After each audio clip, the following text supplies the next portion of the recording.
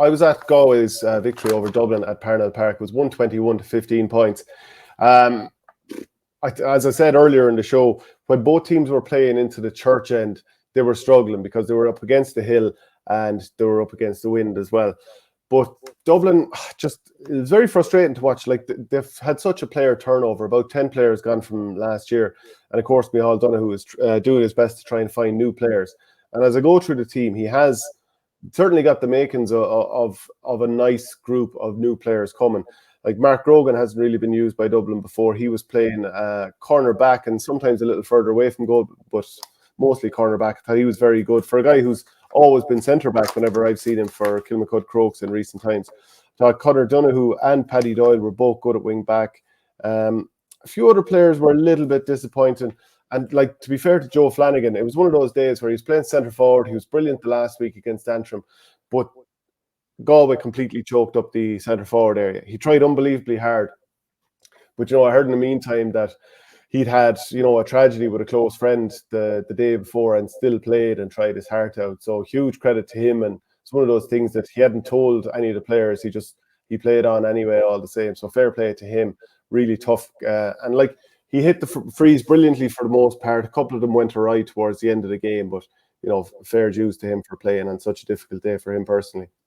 Oh Jesus, yeah, like that's I can't imagine how tough that was. It's a great sign of a lad that he just kind of wanted to play and kind of get on with things, I suppose, as well. That's not to say that if you took it the other way and you didn't want to play, there's anything wrong with you or anything like that. But some people just the way they deal with things, I suppose, is just to get on with things. And he's obviously been one of the shining lights throughout the Walsh Cup.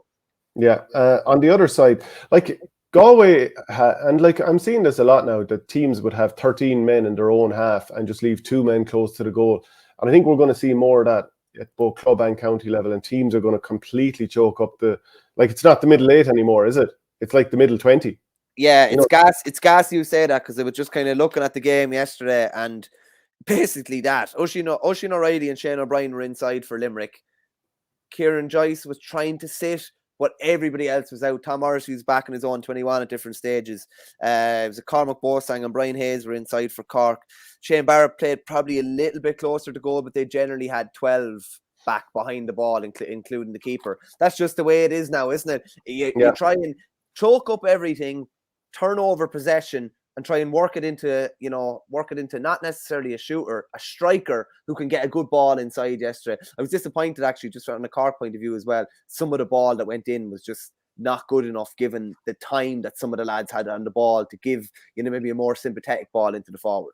Well, Dublin's problem was that they weren't getting the ball in at all. Now, there was a few balls delivered straight up the line, and it can be difficult, depending on how much pressure you're under, if you're a half-back, to deliver cross-field a nice ball in front of one of your inside forwards. But there was a few that went up the line. And again, I was getting frustrated with lads trying to touch the ball down on the hurley rather than just catch the thing, because obviously they give the defender more time to get a tackle in on him, or at least jostle them. And when it's soft underfoot, it makes it more difficult as the forward to then get away. Keane O'Sullivan came on, hit a couple of points. He did all right. AJ Murphy had to go off injured early. He had started quite well.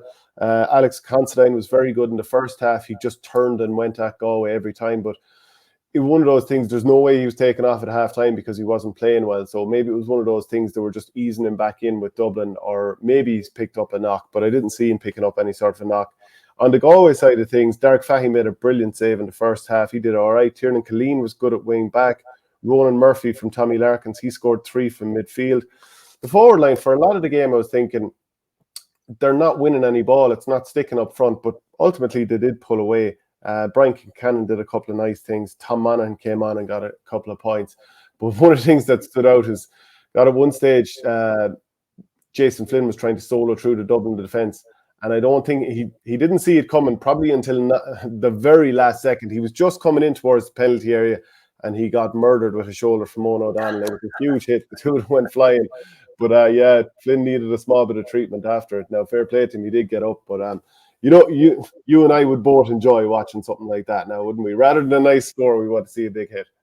Well, it's like this. A nice score is great, but like I love seeing the pressure, and you love seeing the lad. Like O'Donnell has a fair highlight reel of big hits. Remember him against, was it Limerick in a league semi-final in Nolan Park? Could have been Matty's first year maybe came out and, you know, a couple of monster hits that day as well. Just hugely physical player. I enjoy that part. That's my defensive instincts. I enjoy that part of a game. I no problem in saying I take a hook over a goal most days of the week, to be honest with you. Just because I don't know, that a hook or a block, yeah, and particularly a goal saving hook or a goal saving block.